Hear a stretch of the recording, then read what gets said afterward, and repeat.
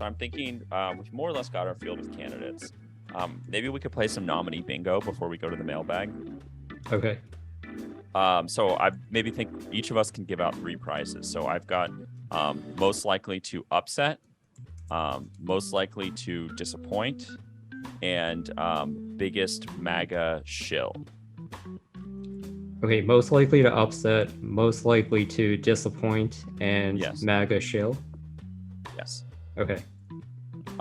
Do we disagree on the most likely? Well, let me just ask you point blank. Who do you have as your most likely to upset? So overperform, I guess, is what we're talking about here. Okay. So obviously, like, I think the way I'm interpreting this question is like, where are the market odds really lopsided in a way that like they shouldn't be? I know you disagree with me here, but I am not at all sold that JD Vance is an overwhelming favorite.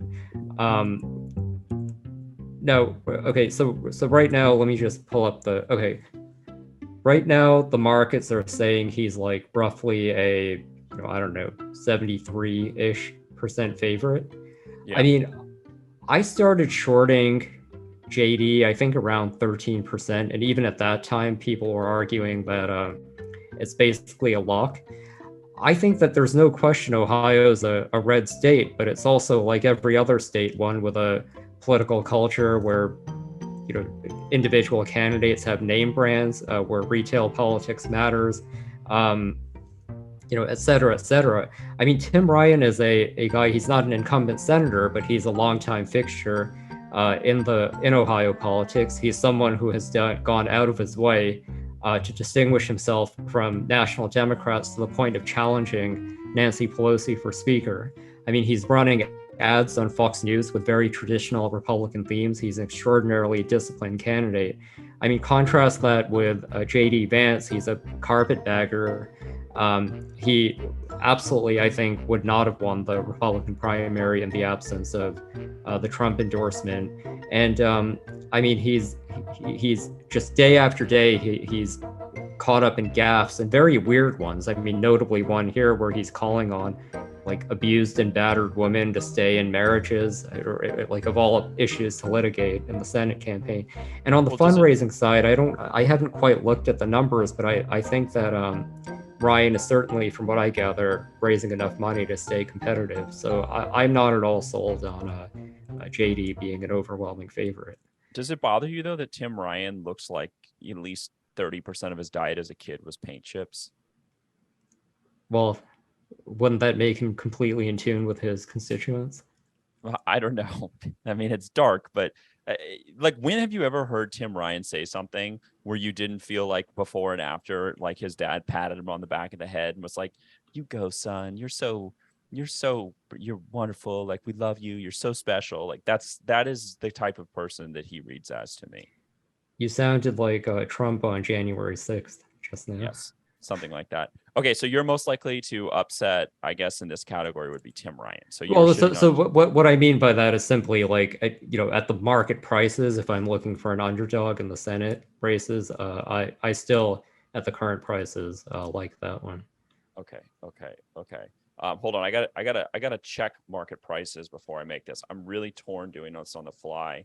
I'm calling up pencil. Oh, which part? Okay. I mean, at market prices right now, John, what's his name? The guy who looks like a haunted house worker, John Fetterman. That's his name, right? Yeah. Yeah. Well, he probably looks even more like a haunted house worker because he had a stroke, and we don't wish ill on anyone, but any type of the bro has not like been out on the campaign trail, right? Like, am I missing the news story here? If I recall correctly, I think he is just getting back, but yeah, I think his wife has been out campaigning for him. Right. I guess by all reports, Dr. Oz hasn't been campaigning either. I was going to hand this to either most likely to upset to either Blake Masters or Dr. Oz, who are two candidates that everybody likes to shit on. But I think just going off of market prices at 73-cent favorite for John Fetterman, who has some sort of physical handicap. Everyone in Pennsylvania who's been around Dr. Oz says that he's like a wonderful, fantastic candidate. I believe it. I mean, he's like a TV star. He's rich. He's clearly a smart guy. I think he looks like a really shitty candidate when I watch YouTube clips of him, but this is not the reality that's being reported to me and us from the great Commonwealth of Pennsylvania. So at market prices, I think Oz might be most likely to upset. Yeah, that's interesting. So I have generally been of the view that Fetterman is underpriced and has been, but I agree that right now I think the markets have maybe for the first time overcorrected. I mean, you like you said, you can now get Dr. Oz basically in the high 20s. That to me, I agree. I mean, I have basically sold off my positions and basically flipped. So I'm happy to buy Republicans in the high 20s here. To me, it's not a hold situation. Like I would probably, I don't know, I would have to think about it. I would say Fetterman, in my view, is maybe like a 60 to 65% favorite, something like that. So, but yeah, I mean, I'm definitely gonna. There's value in that play. I would say like buy it in the high 20s. See how things go. Maybe sell it off in the high 30s, something like that. Okay. Do you want? I actually think we might be somewhat in agreement. I was gonna say on Arizona. My view is that the markets are actually priced about right now, so I don't have a strong view there. I mean, as of right now. Yeah, like Mark Kelly being in the low 60s is like that's incumbency advantage in a tight state. Yeah, plus, I mean, questions about how strong of a candidate Blake Masters will be. I actually just have no idea what I kind think of there's a stronger constituency for like kind of a psychotic right-wing tech bro than people think. I got into this argument with friend of the podcast, Kelvin, who was on a couple weeks ago, who makes an entirely valid point that like righties getting really upset about like really stupid microaggressions in the news media is like inherently stupid. But I actually think it's not. I think there's like a huge constituency for truth in America, and like all of the untruths that trigger people online. Like if you talk to people in real life, it triggers them too. Like people don't want to be told. There's a huge constituency of people who don't want to be told that Serena Williams is like a better tennis player than you name it, like American men's tennis player that's not winning Wimbledon and stuff like that. Like you saw she's retiring, by the way. I did see that. See that. But I would say that as a way of saying like don't underestimate microaggressions. I think there's just like whatever was in the air in like 2004 when lefties were kind of tired of like fake news and lying about Iraq.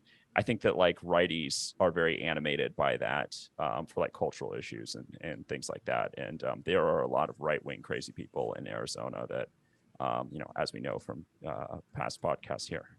Yeah, I agree. I mean, I'm basically assuming that this is going to be a Republican wave year. I'm just basically looking for places where there is a disciplined Republican candidate. Good luck. I mean, I could see actually Blake Masters emerging as that. He's already tacking to the center. But I'm not quite ready to get in on him. But you know who I do like in that vein, who I think is underpriced, is in Nevada. Now, granted, you have a incumbent senator, but I think Adam Laxalt is actually very disciplined candidate, comes from a well-established family. Dynasty, bro. Yeah, and markets right now have him as a slight underdog, a 52-48 underdog. He's someone who, he goes on Tucker Carlson. I don't think he really has too many issues with the base. He can put a broad coalition together. So I'm happy to buy him in the high 40s. Yeah. I hear you on that too. Bro's got the right name. People, we like to bitch about like a lot of kind of lefty predicted bros, needing to fix some screws in their heads. I don't understand. This website hates Catherine Cortez Masto. Like the media hates Catherine Cortez Masto, the incumbent Democrat. I don't really understand why. But I'm gonna get on the train here in the high 40s too. Do you have any? I mean, were you on the Hill when she was there? No, I used to know. I mean, it doesn't matter to this podcast. I used to know some people in her predecessor's office, Dean Heller. Was it? Yeah, that was the right. Was Heller her seat or was someone else's? Do you even remember? I don't remember. All these Nevada senators since Harry Reid have been kind of low profile, right? Right. But I mean, the story that you hear from people in Nevada, by the way, Pratik, come on, bro. You're talking to like a Californian in exile. You got to say Nevada, right? What is it? What did I even say? Nevada. And it's Nevada? Yeah. Okay. It's Nevada. It's Nevada, bro. The rap on her from there is that, you know, Nevada doesn't have the highest level of college educational achievement, and you know, Latinos, especially Latino men's trending right, you know, non-college trending right. It's just kind of a bad situation if you're a Democrat. Okay, we're taking way too much time to do this, so let's go through this a little quicker. Most likely to disappoint. You sort of said this in a different way. I've got Mandela Barnes, the Democratic nominee in Wisconsin. I agree with you. I don't think that state's going to be as close as people think. I don't think the fact that Mandela Barnes, I don't know what happened in Wisconsin. Like, there was a lot of parlor intrigue, palace intrigue about that race when everyone just finally dropped out, caved in. But I don't have a lot of confidence in Mandela Barnes. I'm going to put him in most likely to disappoint.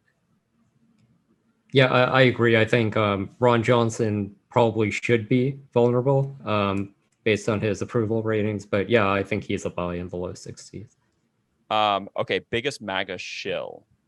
You might have used your bullet on this already. I've got JD Vance here. I think that JD Vance's problems as a candidate have a lot to do with he probably doesn't believe a lot of the shit he's saying, which makes it hard to be persuasive. So I'm gonna give him the biggest MAGA shill award.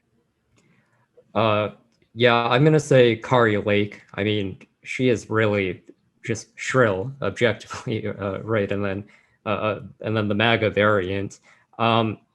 I think this is one actually. I would actually say this is probably the one I can think of, the winnable race, the race Republicans should win, where I think that she may just blow it. I have a lot less confidence in her than I think the markets do that she'll be a good general election candidate. So, you know, right now the markets are about 50-50 in the Arizona gubernatorial election.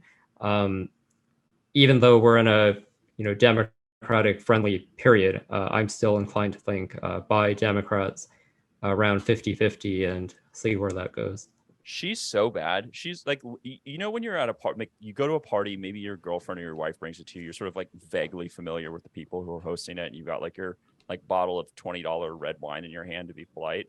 And you meet the host, and then there's always this one person who comes up to you and starts talking to you in like a really intense way, and you keep waiting to find out that they're joking, but it turns out that this person who you share friends with is like legitimately a psychopath.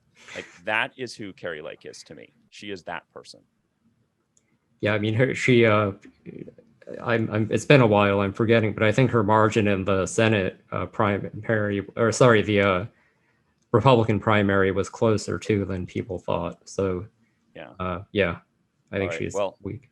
Take your pride, Kari Lake, and who did I pick? JD Vance, biggest MAGA shills. Do you want to move on to mailbag now? Yeah, sounds good.